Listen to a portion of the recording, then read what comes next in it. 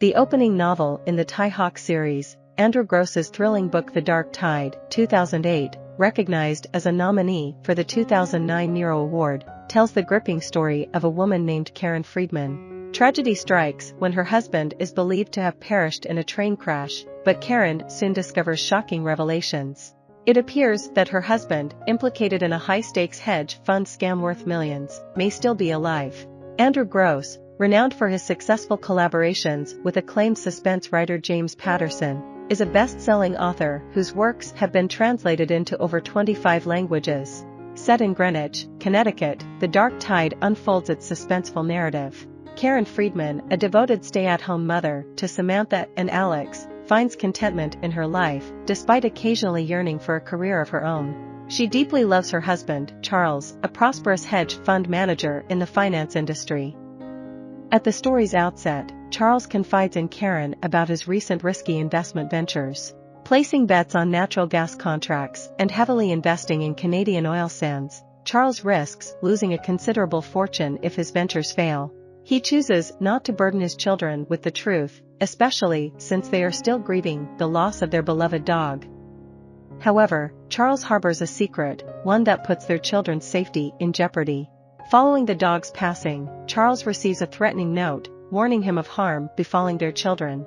Despite being aware of the culprit's identity, Charles decides not to involve the authorities and opts to handle the matter independently. One fateful day, Charles departs for work, boarding a train from Greenwich to New York's Grand Central Station. However, he mysteriously remains on the train as an explosion obliterates the station and its occupants are presumed dead. Devastated by the news of Charles's presumed demise, Karen feels her life collapsing around her. Despite the logical conclusion that Charles is deceased, a glimmer of hope persists within Karen.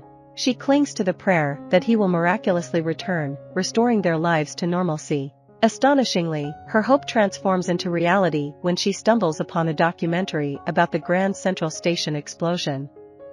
In the footage, she spots Charles, unmistakably alive.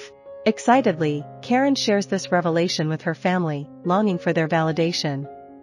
However, they dismiss her claims, asserting that Charles would never abandon his loved ones by running away.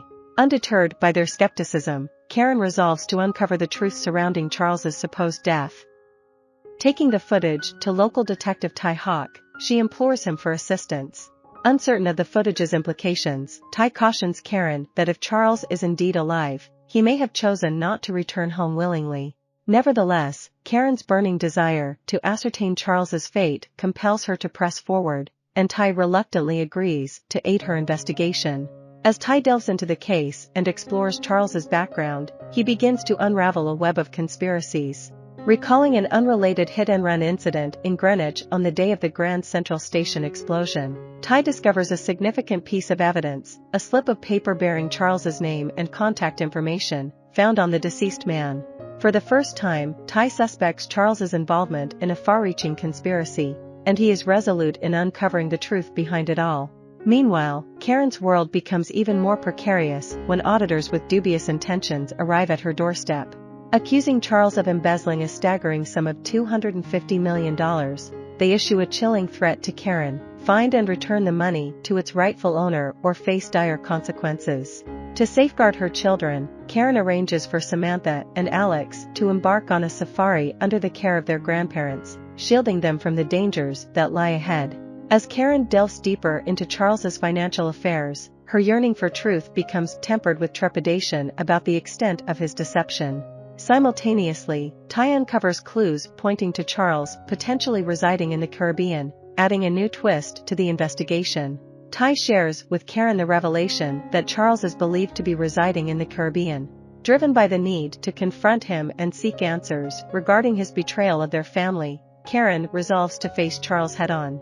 She yearns for an apology, a chance for him to account for his actions and provide an explanation to their children. However, Ty cautions Karen about the perilous criminal conspiracy in which Charles is entangled, casting doubt on the likelihood of his safe return. Undeterred by the warning, Karen remains steadfast in her determination to confront Charles. As they embark on their journey to the Caribbean, Karen finds herself drawn to Ty's captivating presence. His striking appearance, charisma, and unwavering strength instill a sense of security within her. While her desire to unravel the truth behind Charles's departure lingers, Karen makes the difficult decision to pursue a divorce. Seeking closure, she believes that severing ties with Charles is necessary for her emotional well-being. As the events unfold in the Caribbean, Karen realizes her growing affection for Ty. Meanwhile, Ty orchestrates a strategic move against the financiers involved in the search for Charles's embezzled funds, leading to a dramatic shootout in the Caribbean. Amidst the chaos, Karen experiences a profound sense of closure with Charles and musters the strength to move forward with her life, leaving the past behind. I hope you enjoyed this video. Leave a like if you did and be sure to subscribe. Thank you.